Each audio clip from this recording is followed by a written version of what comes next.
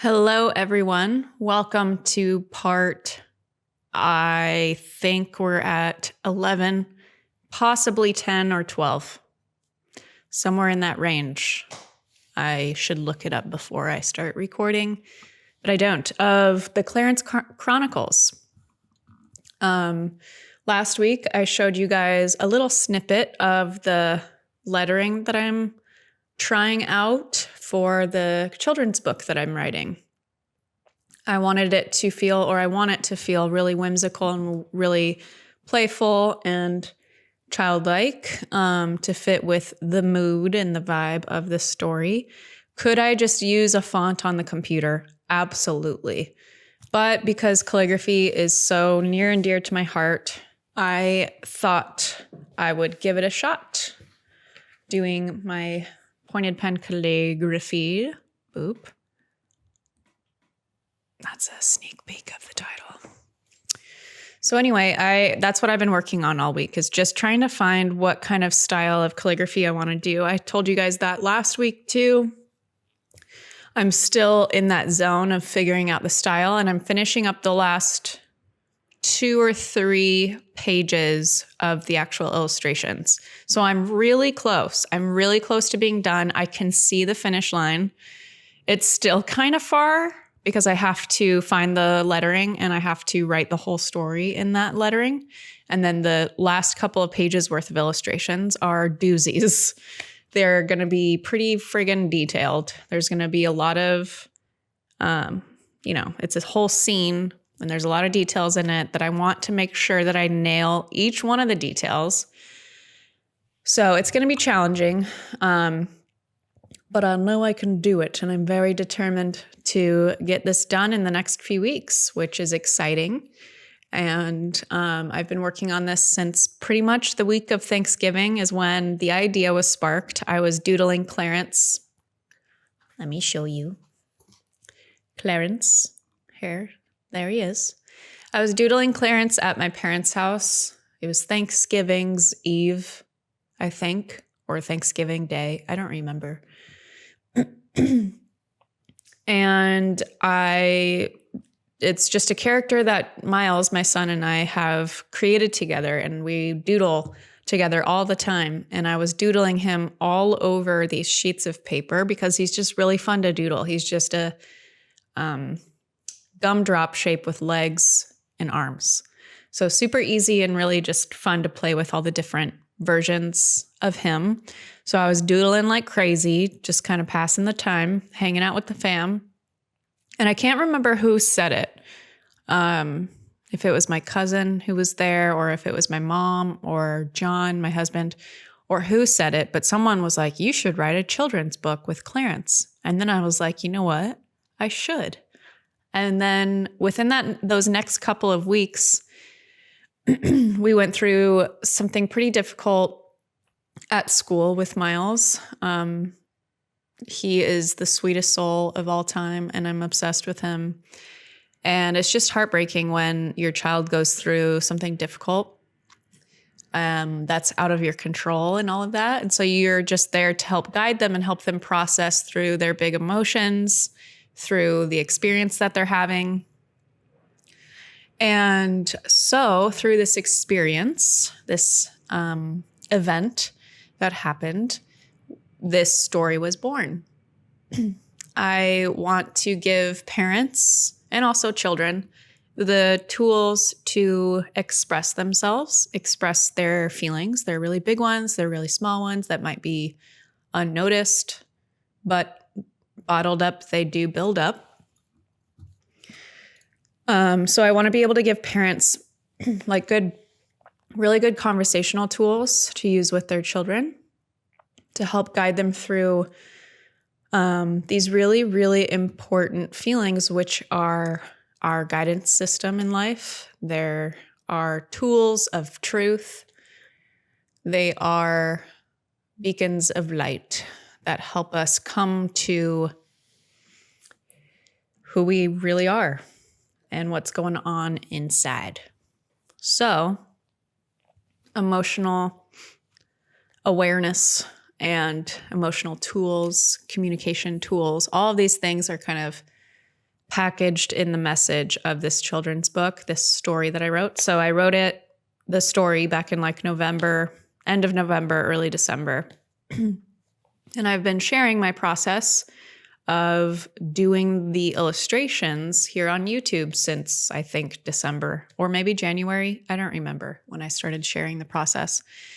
And the reason why I took over my YouTube channel with Clarence Chronicles instead of the typical what I've been doing for the last 5 years, which is how-to watercolor tutorials. The reason why I shifted was simultaneously, John, my husband, was releasing his book and he's pursuing building his business. So he's no longer doing the videos for my YouTube. I'm videoing them on my phone. I've talked about this in previous videos in the Clarence Chronicle series. But basically, I needed to shift things a bit because I prioritize my life, my like being there for my son Miles and, my family, my personal time, all that kind of stuff. And the step-by-step watercolor tutorials are a lot more time consuming for me. So because I'm taking on this passion project of writing this children's book, I didn't want to overload myself with all of this extra work. I want to make sure that I can focus on this book and pour into it and like really make it the best that I can. And so doing that on top of the regular weekly how-to watercolor tutorials and figuring out how to film those on my own or hiring a videographer is actually probably what I would do. It needed to be cut out. And also, in my opinion, these videos are way more insightful, way more educational and helpful than any watercolor tutorial. A step-by-step watercolor tutorial will show you how to paint a rose or how to paint a jellyfish or a landscape.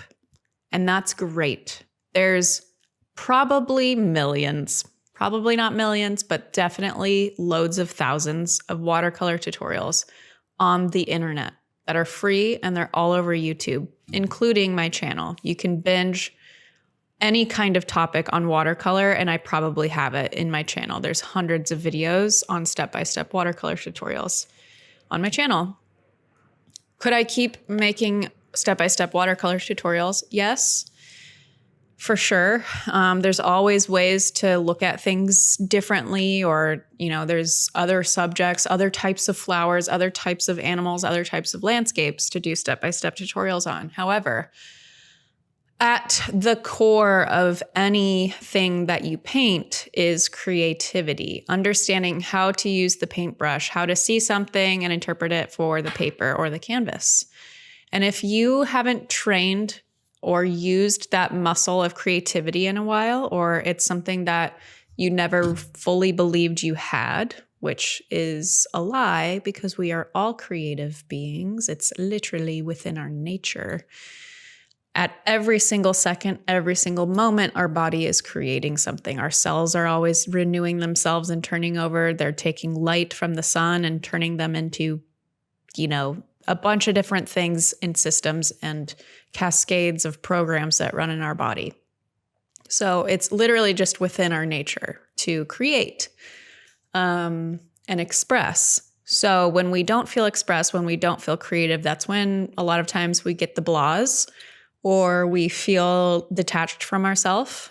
Creativity is a tool to come back to ourselves. And that might sound cheesy or cliche, or it might sound like, okay, creativity or painting or music or whatever, that doesn't make me come back to myself. Well, that's because you're following a tutorial. When you just follow tutorials, which nothing wrong with it, that's why I've got everyday watercolor books and how-to books. That's why I've got hundreds of YouTube videos that teach you how to paint step by step. But when you are following something step by step like that, your analytical mind needs to be fired on.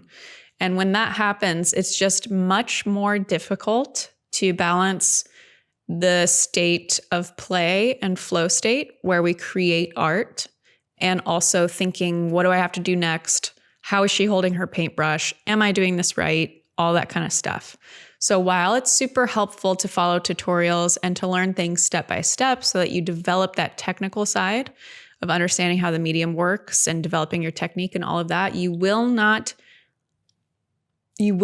grow the muscle and strengthen the muscle of your own creativity, your own unique creativity through them. It will be a very slow build if you only follow tutorials to do that. So these videos are a direct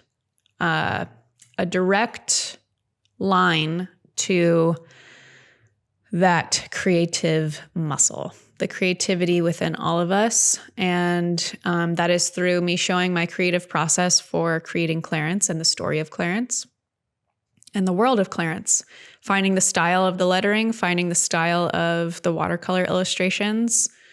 And all of that has been something that I've shared a lot in these videos, and the comments that I've been getting on these videos have been very, very encouraging to me. So thank you for continuing to watch and comment on them, because that's really insightful and encouraging to me to continue posting these. So with all of that said, first of all, before I continue on, I want to actually, because this is related to this topic, I want to tell you guys about a free challenge that I do every single year. This is our 3rd or 4th year doing it. It's called the Creative Recovery Challenge. It's a 3-day free, if I didn't say that already, free challenge where I help you overcome artist block, writer's block, artist block, creative block. Doesn't matter what the medium is. You can join if you're a ceramicist or a poet or a musician or a watercolor artist.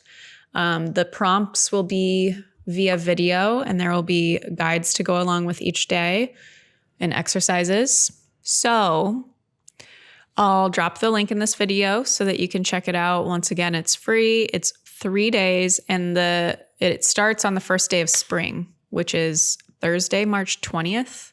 I'm pretty sure on that. Thursday, March 20th.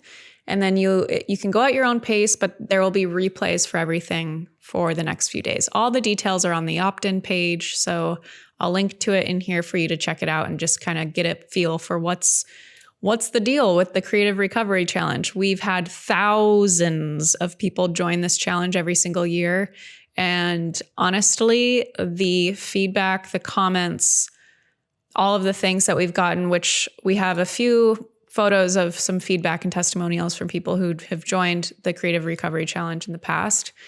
It's really, really impactful. It's like beyond art stuff, really, really impactful. So if you want to be more present in your life and in your art practice, and you want to unleash your creativity, got to join the Creative Recovery Challenge. It's the perfect time of year, first day of spring, lots of new growth.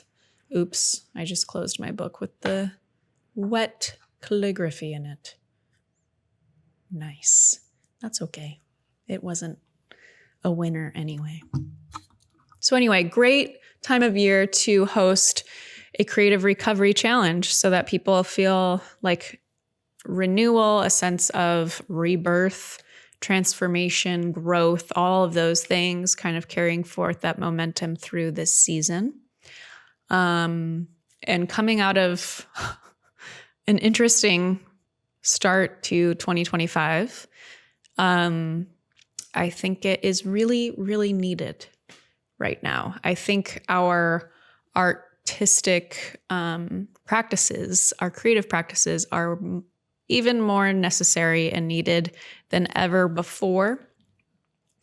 And more people are starting to really explore their authentic forms of expression, whether it's in music or it's in art or in story or whatever. And so I think that not only does the world want to hear your story, but it's something that needs to be expressed. And a great way to express it is through our art.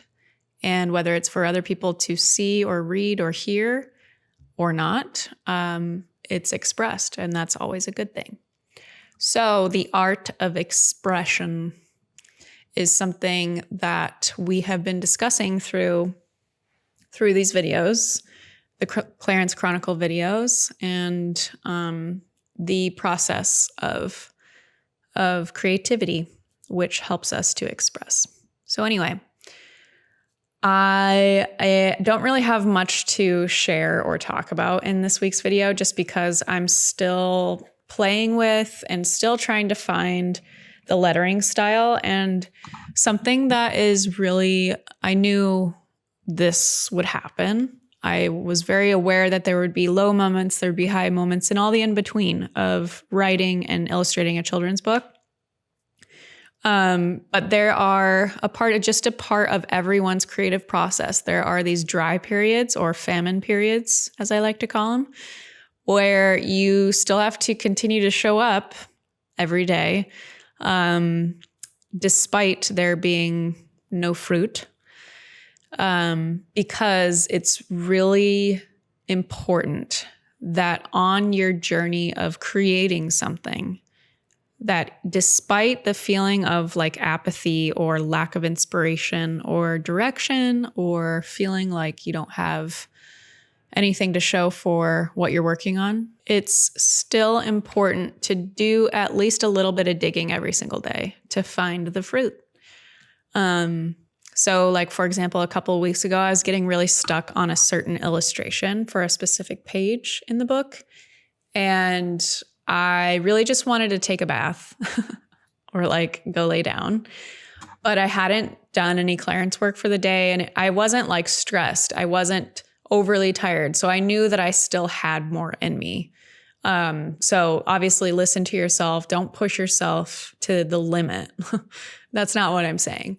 But because there's moments where we just like don't have the inspiration, we got to go out and we got to find it sometimes. Like we literally just got to give ourselves the gift of just doing it anyways and staying focused and doing the hard thing of like just starting a painting, even if we're feeling like I don't even know what to paint, or this sucks. Why are all my results the worst? Because once you get into that flow, things start to actually make progress. And so a couple of weeks ago, I was working on one of the pages. I don't remember what it was. And I probably had like 10 or 12 or whatever paintings that I had tried that did not look good. They didn't work out. I weren't happy with them for whatever reason. But I knew I still had more in me and I still had more to discover. And so I kept pushing.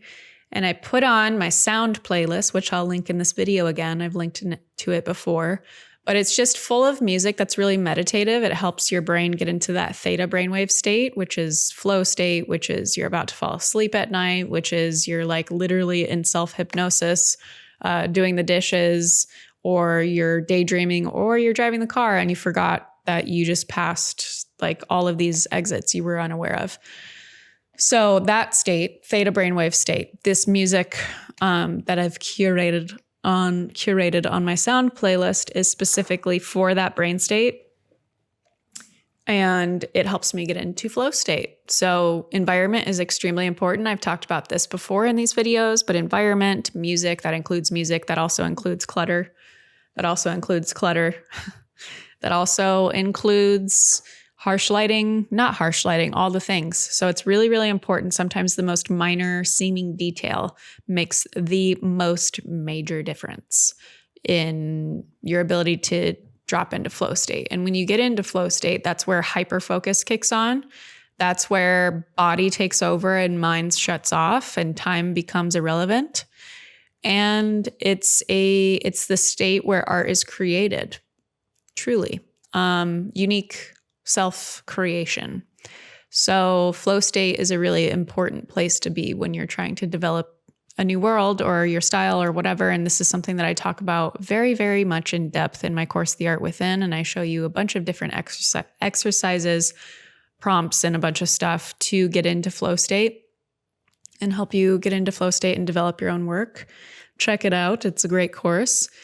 But flow state, I was able to get into flow state within the last 15 minutes of me going through all these paintings that I did not like. There was like a bunch of them. And then the last few minutes of me painting, I was finally able to just like remain calm. Don't allow my emotions to get in the way of my experience. I can process my frustration afterwards. And just making sure that my environment is appropriate or helping lend to flow state. And I even mentally, if I find myself going off on tangents in my thoughts while I'm painting, I have to be so mindful. I have to be so mindful of every single thought, which we have a lot of thoughts going on in our daily lives. And so it's important to stay present and mindful when you're creating, because any little tangent that you go down is a lack of focus. And when you don't have focus and you're subconsciously thinking about, and you don't even sometimes know that you're thinking about, so even when it's like a quieter thought, or even if it's a louder thought, you're not able to focus at on the task at hand. And so it's really important to practice mindfulness outside of your creative practices, because you need to be mindful during your creative practices in order to stay focused. And in order to drop into flow state, you need to have deep focus. When you get into flow state, that's when things just happen. And you're like, whoa, that's the best thing I've ever painted. How did I even do that? And well, it's because there was no clutter and there was focus and there was flow. That's also literally the key to life. Is focus and flow. So, having a creative practice is really more than just like, oh yeah, I know how to paint, or I like to paint. It's way more than that. It's a mindfulness practice, and it can be applicable. It's something that we can apply to our life at large in every aspect. The things that we learn from our creative process when we do things outside of step-by-step tutorials, because once again, this is like, we're learning. We're trying to do things step-by-step. We're trying to follow along. It's a very different part of the brain. But when we are just like painting for fun and getting into flow state and getting lost in what we're doing, that's a very different part of the brain. That's a very important lesson and muscle to exercise for the ability to be more present in your life and to find more flow in your life. Whether that flow comes when you're hanging out with your children and you're just like, making more eye contact and having a really fun conversation with your child, or playing with them or whatever, and finding more flow, everything is way more enjoyable. Things go way smoother. You're able to communicate more clearly when you're highly focused and in flow. You're able to communicate and get your points across if you're in an argument with your significant other or with a family member or a friend or whatever. There's so much value in being more present and in flow in your life. And so dedicating a lot of your time, or, bits of your time, to a practice that can help you, build that muscle is incredibly valuable, in my humble opinion. I've seen firsthand what it's done to my life. I've had creative practices my whole life.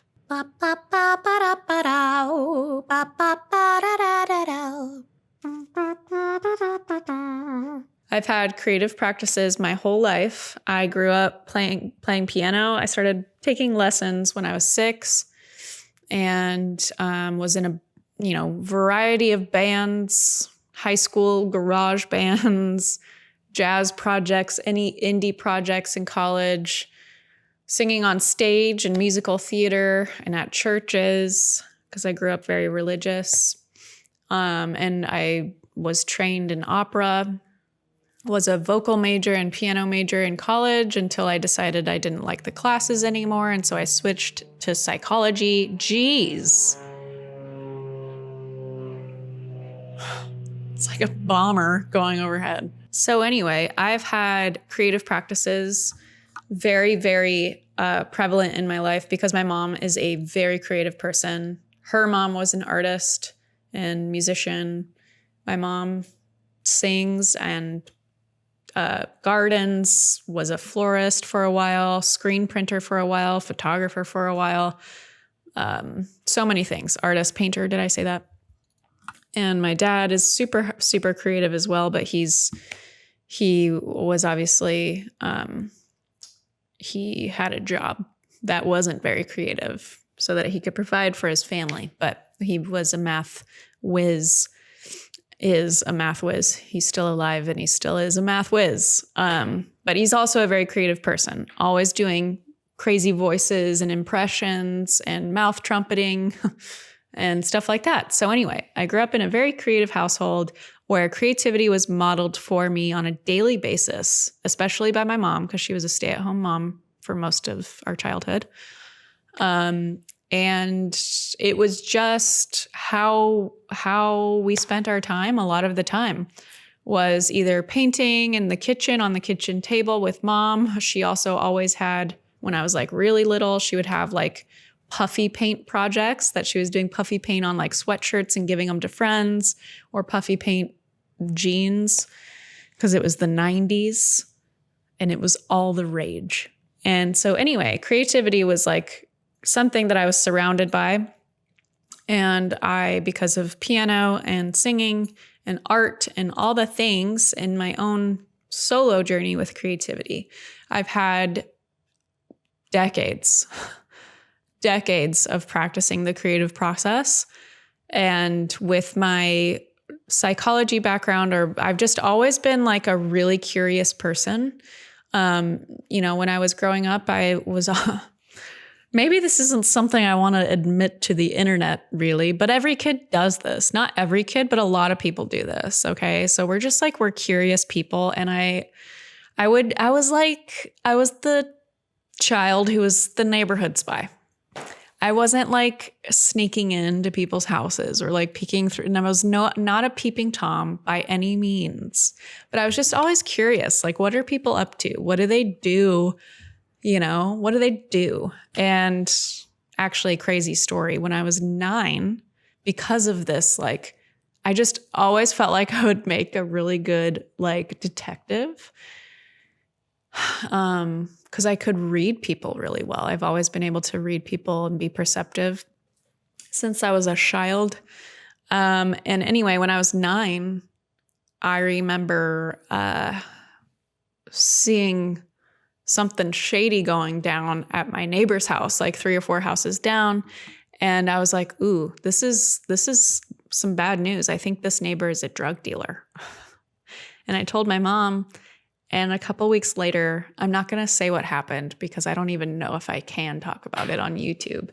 But a couple weeks later, it was confirmed. And yeah. So anyway, all that to say, my like brain for psychology and my curiosity, which is a pillar of creativity. That's something that I talk about in The Art Within, in my creativity playbook, which is basically a roadmap for your creative practice. It gives you daily prompts and a calendar and all these exercises. And so anyway, curiosity is a pillar to creativity. If you aren't a curious person by nature, I show you how to become a curious person or what questions to ask in the creativity playbook and inside The Art Within.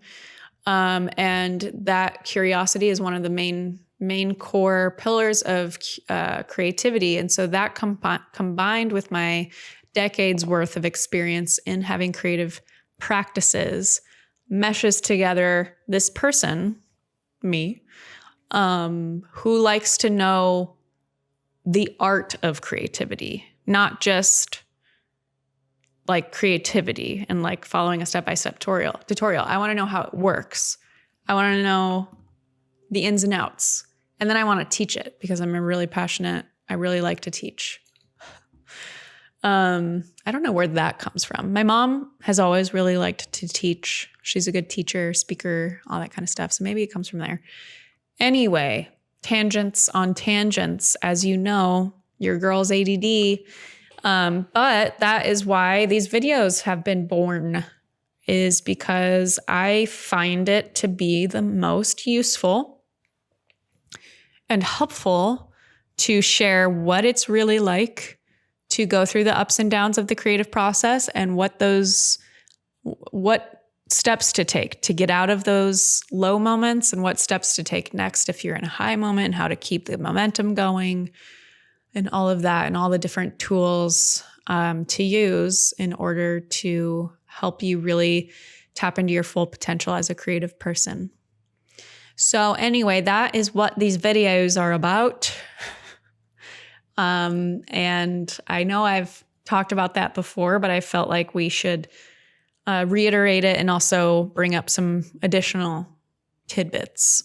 But I would love to know, maybe in the comments, drop below some ideas of topics that you want to talk about, or maybe you have some questions about the creative process or about Clarence or art or whatever that I could cover in these videos while I'm sharing with you the story of Clarence and the process of developing Clarence.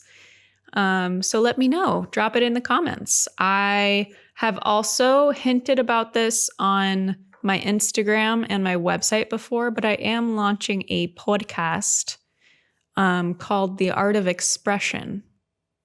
I've had that trademark filed for a while now, and I haven't done anything with it yet, because I've just been waiting for the right moment. I'm a big proponent of intuition and feeling it out instead of just like how typical, or at least finding a balance between that and the structure part of running a business, where you're like planning and you've got your launch calendar all scheduled out. I used to do that, where I was like way and deep into my masculine, and everything was super structured, and there was data and analytics and stuff, and we would determine when to launch things based off of activity and all of that kind of stuff, all the metrics, which is very helpful.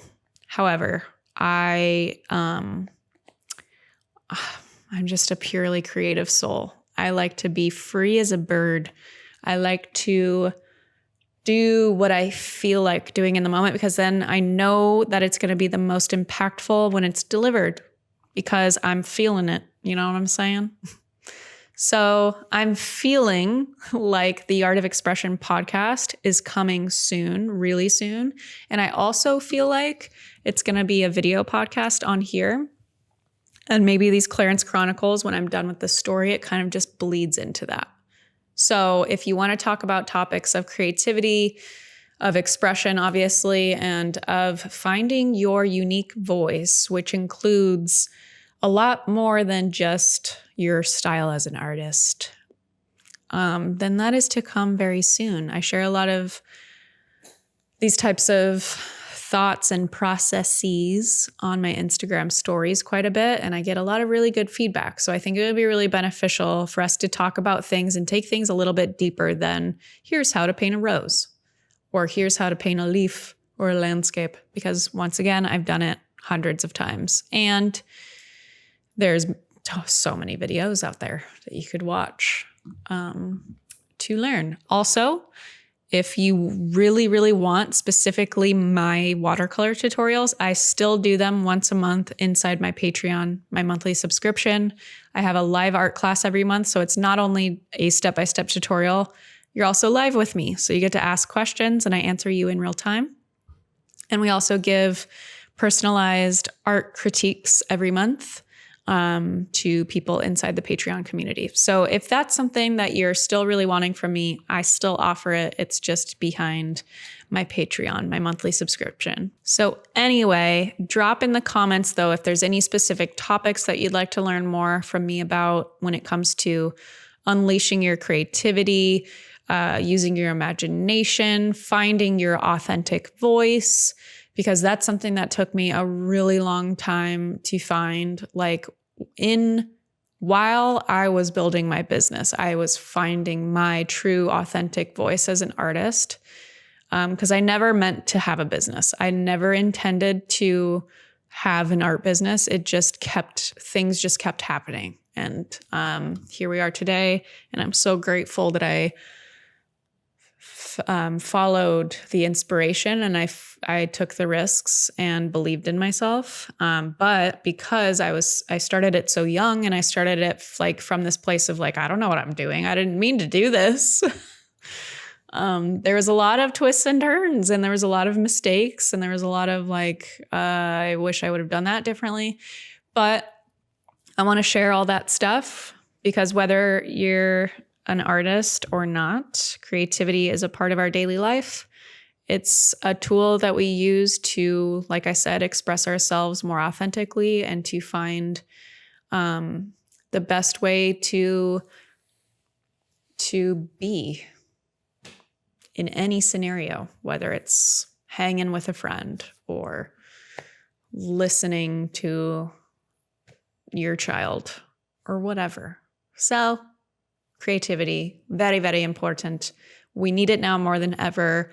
And more people, it's becoming more and more obvious every single day that more people need to learn what it's like to tap into their creative self so that they can, instead of bottling up things and leaving them stored inside, for it then to bubble over and spew out in the form of projection or hurting other people or anger, resentment, whatever. Instead of that, learning how to properly and creatively and authentically express themselves in the moment with tools so that we heal ourselves, the people around us, our communities, and beyond. So that is all that I'm going to share for today. Drop in the comments if you have questions or things that you'd like me to cover. Stay tuned for the Art of Expression podcast. And the first day of spring is right around the corner, March 20th. So don't forget about the Creative the Creative Recovery Challenge. It's totally free. It's 3 days and it is life-changing. So, find the link. I'll drop it in this video. I will see you there. Happy March, if I didn't say that already, and I'll see you in next week's video.